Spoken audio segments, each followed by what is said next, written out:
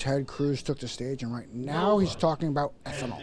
As Republican presidential candidate Ted Cruz took the stage in Ottumwa, he had one thing on his mind. When you start vilifying and demonizing and attacking strong conservative leaders because they choose not to support you, that starts to communicate an awful lot to the men and women who are watching. Earlier that day, Trump attacked Christian conservative leader Bob Vander Plaats for endorsing Cruz. Cruz fired back with detailed plans on political issues. If I'm elected president, I intend to do 5 things on the first day in office.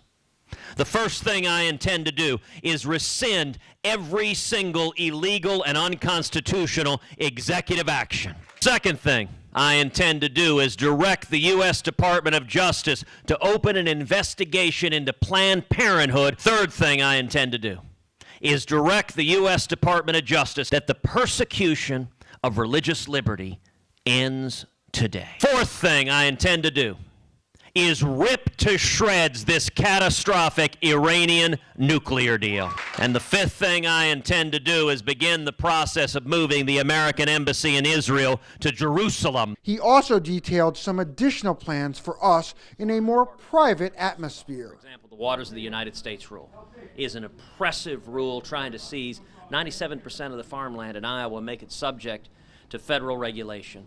The Waters of the United States rule is lawless. As president, I intend to rescind the Waters of the United States rule. The death tax is cruel. It's unfair to farmers and ranchers. It forces them to sell their farms and ranches when they pass it on from one generation to the next. Ban the sales of corn, but it's going to do it through the marketplace rather than a government mandate. And when I asked him about the religious freedoms of Muslims in America, I intend to instruct the Department of Justice and the IRS and every federal agency that the persecution of religious liberty ends today. And that includes Islamic? It includes all religious liberty. Now he's hoping he gets the chance to enact those policies. Hi, thank you. Let me have a treasure tree, please. 86-year-old James Higgins spends $10 a week on scratch tickets, and so far he's won, not once, not twice, but 3 times for a total of $105,000. But cash isn't the real reason he does it. He does it to remember his wife of 64 years who passed on. The bingo that I won, that's all she played was the bingo cards. And every time she'd either win or she'd lose. And every time she lost, she said, "Don't buy me another bingo card." So I'd get up the next day and she said, "Well, bring me a bingo card."